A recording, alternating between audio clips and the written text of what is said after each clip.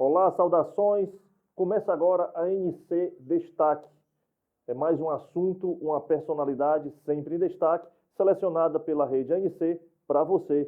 E hoje eu trago a médica, pediatra, ex-secretária do Ministério da Saúde, doutora Mayra Pinheiro. Rodrigo, muito obrigada. Satisfação enorme estar aqui hoje com você. Que coisa boa. Como é que está a sua vida, seu dia a dia? A senhora está hoje está sendo só médica? Está no INSS?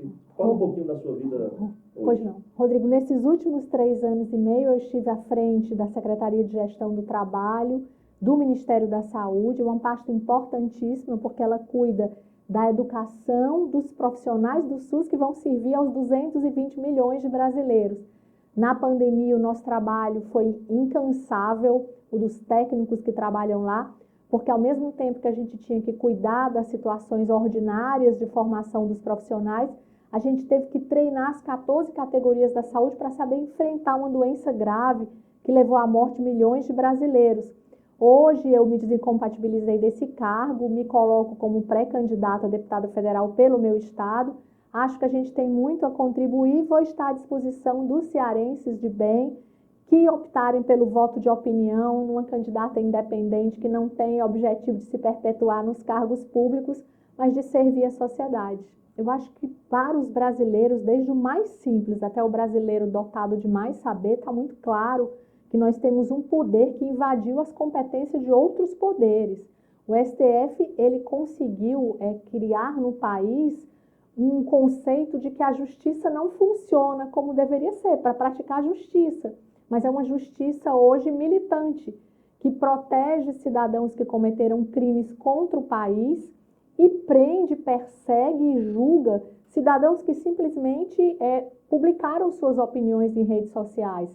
A gente viu um deputado recebendo uma pena desproporcional ao ato que cometeu, e aqui eu não falo em relação ao Daniel Silveira da forma, eu não concordo com a forma como ele se dirigiu a um ministro do STF, mas a punição que foi dada a esse deputado ela é muito simbólica, ela é desproporcional, é desarrazoável com o que foi praticado. E a gente viu um Congresso que perdeu completamente a manifestação que era prioritária dele, de defender e proteger um deputado no seu mandato.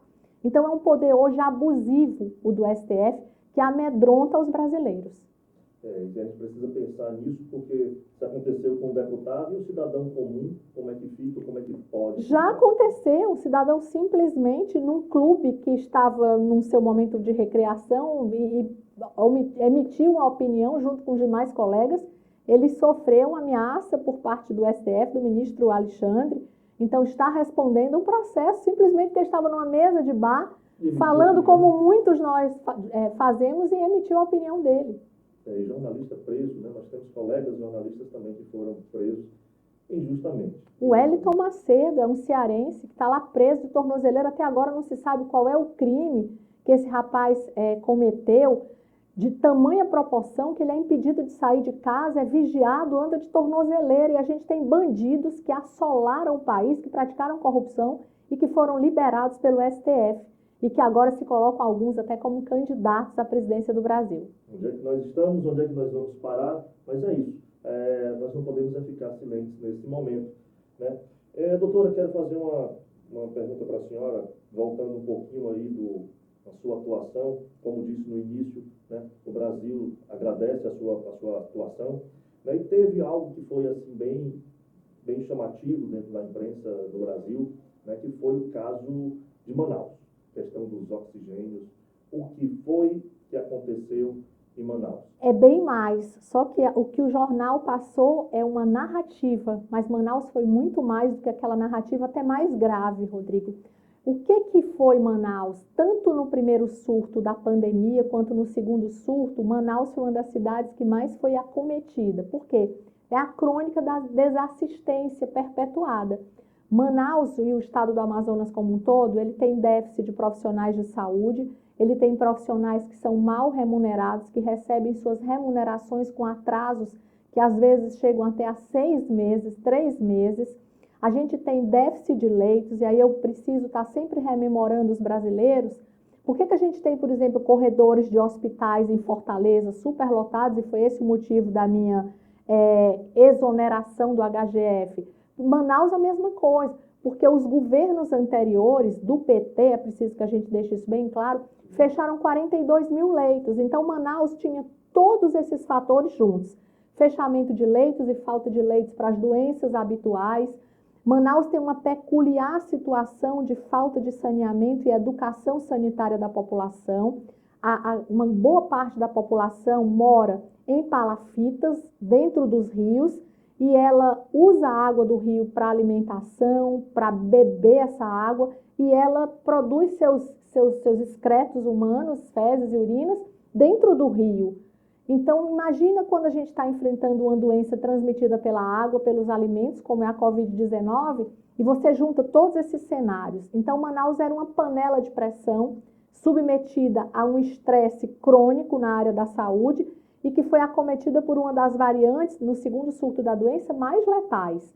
Uma variante que se manifestou de forma muito diferente das variantes anteriores, ela tinha maior letalidade, ou seja, uma maior capacidade de causar morte, e os sinais e sintomas da doença manifesta por ela eram muito mais graves. Enquanto a gente, nas outras variantes, dizia para as pessoas, olha, quem vai complicar, quem vai para os leitos de UTI são as pessoas que têm comorbidades. O que é comorbidade? É quando eu tenho outras doenças, como obesidade, hipertensão, diabetes, que essas doenças podem agravar uma doença nova, como a Covid. Sim. Essa nova variante, a P1, que acometeu Manaus, ela indistintamente fazia com que pessoas jovens, sem serem obesas, sem serem hipertensas, evoluíssem rapidamente para a morte. Então, eu fui destacada... Uma situação nova dentro de uma situação nova. Dentro de uma situação nova. Quando eu fui destacada no segundo surto, eu estive em Manaus no primeiro surto da doença para fazer meu trabalho como secretária, e no segundo surto eu fui designada porque eu era secretária que já tinha a memória de tudo que acontecia na saúde do Estado. Eu fui para treinar os recursos humanos em saúde, que a população precisa saber. Se a gente desse tudo que uma população precisa para enfrentar a pandemia, leitos, respiradores, equipamentos de proteção, medicamentos, vacinas, mas eu precisasse abrir leitos, se eu não tivesse recursos humanos, minha ação era praticamente ineficaz, porque eu não tinha enfermeiro, eu não tinha médico, eu não tinha fisioterapeuta. Então, durante a pandemia, um dos elementos... da quantidade, da estatística, quanto a quantidade de profissionais de saúde que tinham nessa época em Manaus? Não, o quantitativo que nós tínhamos lá não, mas nós levamos, contratados pelo Ministério da Saúde, cerca de 347 profissionais, que vieram de outros estados, foram treinados por nós para que a gente pudesse abrir os leitos lá. Então, o que aconteceu? Quando eu cheguei em Manaus, eu encontrei hospitais superlotados, profissionais exauridos, porque os profissionais adoeciam, não tinha quem os substituísse. O que já estava no plantão há 24 horas, dava 48 horas, não voltava para casa. Nossa. Então, o medo da morte que acomete a todos nós, e acometia esses profissionais, a situação de pressão. E quando eu cheguei, tinha tenda armada na porta de cada hospital, com pessoas morrendo debaixo dessas tendas. Então, quando as famílias se depararam com a minha presença e souberam que eu era do Ministério da Saúde, eu passei piores momentos que eu nunca tinha vivido na vida em 30 anos de médica. Mães que se agarravam às minhas pernas, gritando, salve meu filho, alguém tem que fazer alguma coisa. Então, você também se emociona. É uma situação terrível, porque você naquele momento não sabe o que fazer, tem que consolar o profissional que está atendendo, tem que consolar as famílias e traçar um plano. Foi o que nós fizemos lá. O governo federal, através do Ministério da Saúde, em parceria com outras dezenas de ministérios, ele traçou um plano estratégico para socorrer Manaus. E não fosse a nossa atuação, a gente teria tido uma mortalidade muito maior, porque nós agimos em todas as frentes. Quando nós chegamos lá, não havia escassez de oxigênio. Não havia. Nós só tivemos conhecimento de que haveria um desabastecimento de oxigênio cerca de 14 dias depois da minha ida a Manaus, o que mostra uma falha muito grave da gestão, porque eles não tinham nenhum acompanhamento. Se eu tenho uma doença grave, que faz com que as pessoas entrem em insuficiência respiratória rapidamente e aumenta o consumo de oxigênio, eu tenho que tomar todos os cuidados. E a administração municipal e a administração estadual, eu os considero responsáveis pela grande parte do caos que aconteceu lá. Eles sequer tinham noção de que estava havendo um consumo maior de oxigênio. Só foram Eles não sabiam que estava Não havia um controle então sobre não isso. Que tinha de estoque. Não havia um controle. Então, o que o governo federal fez... Mas isso não foi dito na imprensa. Nunca foi dito. Que não é competência do Ministério da Saúde levar oxigênio, aferir quanto de oxigênio um estado e um município tem. Nós transferimos recursos, Rodrigo. O que a gente faz, o sistema de saúde, ele tem uma gestão tripartite, o que significa dizer que a ação é do estado, do município e do governo federal. O governo federal mandou de recursos para o Amazonas e para os outros estados do Brasil na pandemia uma soma de recursos vultosos. Muitos foram mal utilizados, outros foram utilizados para práticas de corrupção, tá? E o Hospital de Campanha de Fortaleza. Mas Manaus é a crônica da desassistência, de um SUS que já não funcionava bem e que colapsa quando submetido a uma doença aguda e grave como foi a Covid. Nós trabalhamos por mais de 30 dias em Manaus de forma incessante, é isso que a gente vai mostrar no documentário, não eu, uma equipe inteira. A gente não tinha hora para dormir, a gente não tinha o que comer e aonde comer, porque Manaus fechou, a gente estava num hotel, tomávamos café da manhã e a gente saía em missão, visitar posto de saúde, visitar hospitais. Quando a gente voltava para o hotel 1h da manhã, não tinha mais serviço de quarto, não tinha nada. Então, a gente às vezes ficava sem comer mesmo, só tomava água, cafezinho onde a gente chegava. Nós levamos roupas para passar 5 dias. A gente ficou 30 dias, então a gente lavava a roupa no banheiro do hotel, secava a roupa e vestia a mesma roupa. Isso foram pais de família, mães de família. As famílias da gente aflitas nos nossos estados de origem, porque enquanto a gente estava lá, só existia uma missão. E o Brasil fez o Brasil fez a maior operação de transporte aéreo do mundo, jamais visto numa guerra. Porque na guerra a gente vê de tudo. Mas o Brasil transportou oxigênio líquido nas aeronaves da FAB, e essas aeronaves viraram uma bomba prestes a explodir. Explica um pouquinho a diferença do oxigênio, como todo mundo entende, aquele gasoso, e o oxigênio líquido, porque a nossa audiência talvez não entenda isso. Então vamos explicar um pouquinho. A gente tem várias formas de utilização do oxigênio. Aquele gásinho que a gente recebe nos hospitais, né, é o oxigênio em forma gasosa, que a gente coloca no aparelhinho de aerosol, que a gente coloca no respirador mecânico. O oxigênio líquido, ele pode ser convertido a esse oxigênio gasoso que a gente chama. Quando a gente tem falta desse oxigênio, a gente foi buscar todas as formas de produção.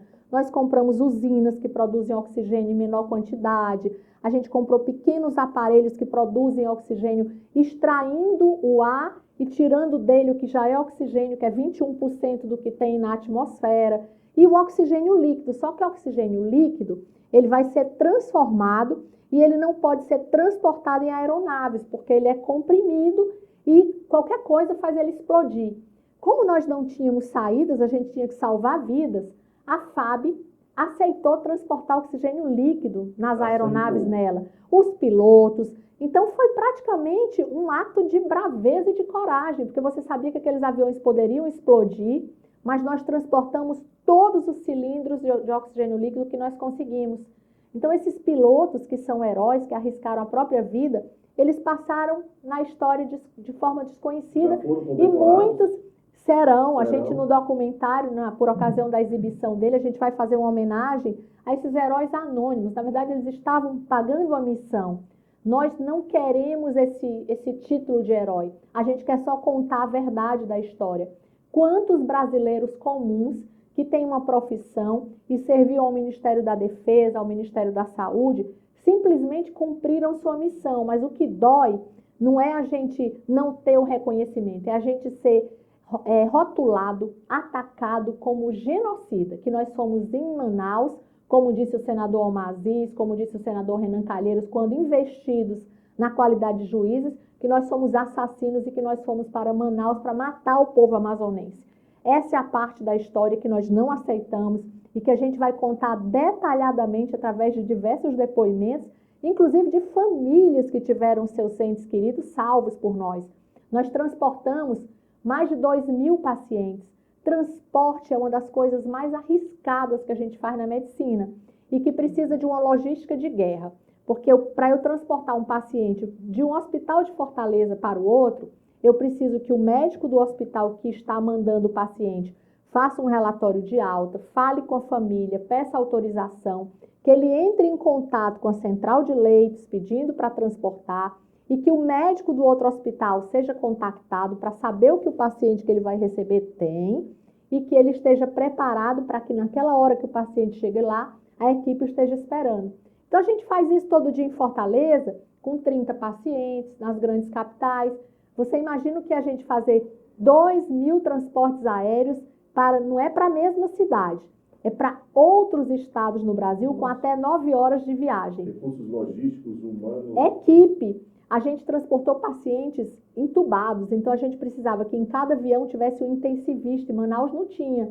Se eu tivesse o de lá, eu tinha que parar o hospital que estava funcionando. Então, em 24 horas, eu tive que recrutar, esse trabalho foi meu, profissionais de São Paulo, do Ceará, do Maranhão, trazer essas pessoas em menos de 24 horas para Manaus, para elas fazerem o transporte. 200 ambulâncias. Alguém vinha? As famílias ficavam desesperadas porque não havia espaço na aeronave para elas acompanharem. Então, imagina a sua mãe e a minha sair de Manaus e ir lá para o Paraná e eu não poder acompanhar, não saber como é que a minha mãe vai voltar do Paraná depois, se volta, se não volta. Então, a gente com a equipe de psicólogos dizendo às famílias, o único jeito que a gente tem de salvar seu pai e sua mãe é a gente transportar para um hospital que tenha leito. E a família dizer, eu não quero, mas ela vai morrer aqui. Então, a gente convencer essas pessoas.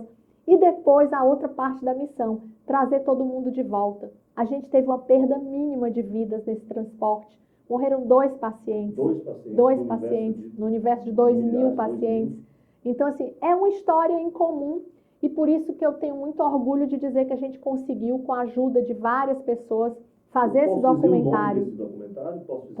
Pode falar. É a Missão Manaus, que está sendo feito, como a senhora disse, um documentário abordando todas as pessoas. Doutora, a senhora está como pré-candidata a deputado federal e as campanhas ainda não começaram, mas como é que está a sua atuação, seus contatos, né, no interior do Ceará? Estão bons, estão ruins, ainda não começaram? Fala um pouquinho para a gente saber como é que está esse tempo agora. A gente tem uma diferença. Muitos candidatos que vão tentar a reeleição, eles já moram no Ceará, os deputados estaduais, outros federais vão e voltam, mas são pessoas que já estão dedicadas às suas campanhas. Eu sou servidora pública federal, então eu sou de carreira do Ministério do Trabalho. Eu me desliguei do meu cargo comissionado no Ministério da Saúde, para o qual eu estava cedida durante o exercício da Secretaria de Gestão do Trabalho nesses últimos 3 anos e meio, mas como servidora pública, e isso é a regra eleitoral, eu só posso sair do meu cargo para participar da campanha eleitoral quando houver a convenção do meu partido, homologando a minha candidatura, e no dia 2 de julho, que é o período comum a todos os candidatos, 90 dias antes da eleição. Então, a minha grande dificuldade é que eu continuo trabalhando de segunda a sexta no Ministério do Trabalho. Então, eu não tenho essa possibilidade que muitos candidatos, que as pessoas já veem viajando o Ceará inteiro, muita gente me cobra, você tem que vir aqui no Cariri, em Sobral, no Sertão Central. Eu falo, gente, é porque eu sou servidora pública. Eu poderia até estar enrolando o trabalho, mas eu estou ainda prestando um trabalho ao Brasil, estou fazendo uma missão no Ministério do Trabalho, que é tentar mudar a reabilitação profissional do INSS. Quem conhece sabe que ela não funciona, que a gente não reabilita ninguém. E eu recebi uma missão, assim como eu recebi outras no Ministério da Saúde, de criar um novo modelo de reabilitação no Brasil. E vai ser lindo, porque é uma reabilitação onde a gente vai oferecer ao trabalhador a possibilidade dele ser reabilitado profissionalmente para algo que ele consiga fazer com a restrição ou com a doença que ele tem, e a gente vai reabilitá-lo funcionalmente, porque a gente vai juntar a ação do Ministério da Saúde, do qual eu tive a expertise e aprimorei durante esses 3 anos e meio, com o Ministério do Trabalho. Então, o trabalhador não vai só mais, se ele é um pedreiro que quebrou a perna, ficou sequelado e não pode mais voltar a ser pedreiro, eu vou reabilitar para porteiro, para vigilante, mas ele também vai receber um treinamento, vai receber uma órtese, uma prótese com a parceria do Ministério da Saúde. Então, essa missão minha está em vigência. Somente no dia 2 de julho eu me afasto da minha função de origem e aí devo viajar o Ceará todo, para o Cariri, para Sobral, para o Sertão Central. Na minha campanha de Senado, eu tenho uma alegria muito grande de dizer que eu fui votada em todos os 184 municípios do Ceará. alguns que eu sequer pude estar lá, não porque não quis, mas pelo voto espontâneo, pela contingência, uma candidata de opinião que tem poucos recursos, a gente não consegue, não tem estrutura para viajar em 45 dias por 184 municípios, mas eu fui votada em municípios que eu digo, gente, teve um município que eu tive 400 votos, e aí depois eu fui querer descobrir, era alguém que me admirava, que respeitava o meu trabalho, e ele foi influenciador para que outras pessoas pudessem me conhecer e acreditar no meu trabalho. Então, esse é o voto que eu estou procurando. É gente que não vai vender seu voto, é gente que não vai vender o seu país, é gente que não vai vender os seus valores, que não negocia valores. É gente que acredita que pode ter um candidato que saiba, no exercício dessa missão, defender o seu país, defender a família, a sociedade. Essa é a minha proposta. Bom, e falar em propostas, a sua pauta trafega naturalmente pela área da saúde, né? Tem algum pré-projeto que a senhora já tem em mente, com a sua experiência no Ministério da Saúde, com a sua experiência de vida? Tem algum pré-projeto que a senhora queira? Rodrigo, eu tive uma oportunidade única que Deus me deu, que é estar lá no Ministério da Saúde. Por estar lá, eu tive uma outra grande oportunidade, que foi receber boa parte dos prefeitos e secretários municipais de saúde do Ceará. Então, o meu sonho é, no exercício do mandato legislativo, eu hoje enxergo as necessidades dos municípios cearenses. Quando alguém diz assim, doutora Mária, me ajuda a construir um hospital nesse lugar, eu falo, você não precisa de um hospital, você precisa de uma UPA, porque a sua população ela não tem demanda para um hospital. Então, eu quero poder ter esse olhar técnico na pauta legislativa, sobretudo na área da saúde, para que a gente possa melhorar a qualidade das unidades de saúde. A gente tem unidades sem raio-x. Hoje, boa parte das novas construções, do custeio de equipamentos que são essenciais para diagnosticar a população, dependem de emendas parlamentares. E as nossas emendas parlamentares, inclusive por uma parte da bancada cearense, que me envergonha enquanto cidadã, emenda é usada para tráfico de influência e para negócio. Eu libero emenda para projetos que não têm uma aplicabilidade de mudança social. A camarada resolve construir uma ponte ligando algum município para outro porque esse município me dá voto. A gente tem que direcionar emendas parlamentares para projetos que possam beneficiar a população e que mudem saneamento, saúde, educação. Eu tive uma alegria muito grande, até por um partido que eu não faço parte, mas um dos deputados desse partido, ele me levou 45 projetos de emendas parlamentares e pediu para eu analisar. Eu recebi isso com muita alegria, gastei um mês do meu tempo, mas eu vi um deputado diferente, que ele dizia assim, Mário, você acha que vale a pena eu doar 50 ambulâncias? Eu falei, não, senão você vai ficar transportando paciente e a sua cidade não vai desenvolver uma unidade de saúde capaz de dar a ela sustentabilidade, atender a própria população. Então, hoje, esse meu olhar, a minha experiência no Ministério da Saúde, se Deus quiser, e se a população do Ceará quiser, né, que eu tenha de fato essa missão, é tentar melhorar nos municípios a questão da saúde. Ela é grave, a gente não pode esperar para atender as gestantes que dão à luz na porta dos hospitais, as crianças que ficam sem pediatra nas unidades básicas de saúde, a falta de medicamentos. E hoje eu tenho um olhar que consegue enxergar o Ceará inteiro, porque eu vi o macro. Eu vi como que o recurso chega lá, eu vi como ele era mal executado. E o recurso que estiver disponível para minha representação, eu quero usar, sobretudo, para melhorar a saúde do meu estado, porque essa sempre foi a minha causa, essa é a minha vida. Mas eu quero também ser uma parlamentar para dar orgulho ao meu estado. Eu quero ser uma voz diferenciada em defesa da vida. E aí esse guarda-chuva da vida contempla muitas coisas. É a vida desde a concepção, é a liberdade. Não se tem vida se não tiver liberdade. Então a gente tem que defender com uma pauta muito séria, muito bem embasada, algumas questões que lá no Congresso são abordadas. Você vê algumas falas de deputados que não têm a menor noção sobre aquele tema que eles estão discutindo e às vezes aprovam um projeto de lei sem sequer saberem o que aquele projeto vai resultar para a sociedade. Então eu quero ser uma voz que dê orgulho às mulheres cearenses, aos homens cearenses e que possa ser lembrada pelo meu Ceará. Eu não quero mais do que um mandato, eu sou contra a reeleição. Eu acho que você pode até se reeleger em cargos diferentes, porque o exercício é diferente. Um senador, ele representa o Estado, o deputado, o povo do seu Estado, mas eu não quero mais do que um mandato como deputada federal. Eu não quero ser política de carreira. A política é uma experiência de serviço diferente dessa que eu tive no Ministério da Saúde.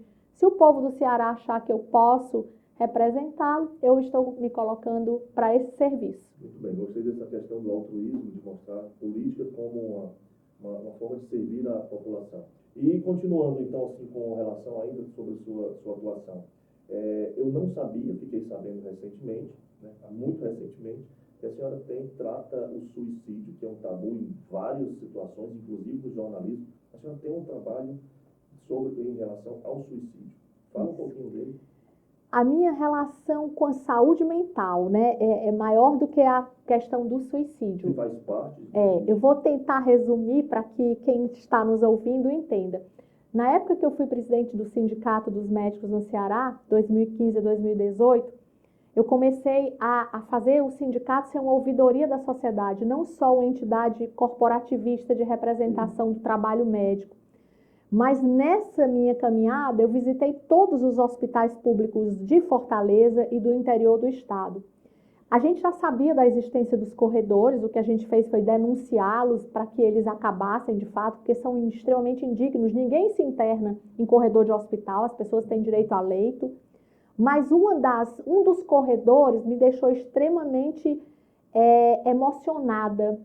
Foram os corredores da saúde mental. Quando eu visitei o Hospital Frota Pinto, o único hospital de referência psiquiátrico do Ceará, o corredor de lá já não era mais nem dentro do hospital, eram nas mangueiras do lado de fora do hospital. Os doentes que não conseguiam leitos, eles eram amarrados com cordas pelas famílias nas árvores. Quando eles tinham um surto psiquiátrico, o enfermeiro ou o médico vinha e aplicava o medicamento. E aí eu fui estudar essa situação da saúde mental e cada vez que eu estudava ela ficava mais grave. Eu vi jovens dependentes químicos que não tinham leito para se desintoxicar e voltavam para o tráfico e eram assassinados. Eu vi mães aflitas. Eu conheci mães que ao invés de levar o filho para ser amarrado numa corda do lado de fora do hospital, amarrava o filho em casa com corrente cadeado no pé da cama. Então eu falei, por que ninguém liga para a saúde mental? Porque ela é muito estigmatizada. As pessoas que têm qualquer doença mental são chamadas de loucos. No entanto, quando eu comecei a me aprofundar no tema, o Brasil é o país do mundo que mais tem pacientes com depressão e transtorno de ansiedade. Só que existe um estigma da saúde mental. Sim. Se você disser que é depressivo, que você tem transtorno de ansiedade, algumas pessoas te negam o emprego, outras te excluem de alguns grupos de amizade porque você é doente. E a doença psiquiátrica é uma doença como qualquer outra. Se eu posso ter tuberculose e tratar e ficar bom, se eu posso ser diabético e controlar e ficar bom, por que eu tenho esse estigma em relação à doença mental? Se é possível tratar. Se é possível tratar. Então, eu estudei a doença mental sob todos os aspectos. O Ministério da Economia provei que a gente gasta 10 milhões por ano por benefício de incapacidade com pessoas portadoras de doença mental que são tratáveis. E o SUS não tratava. Então, eu gero um rombo para o país, porque eu tenho que dar o benefício por incapacidade temporária. Então, está tudo interligado.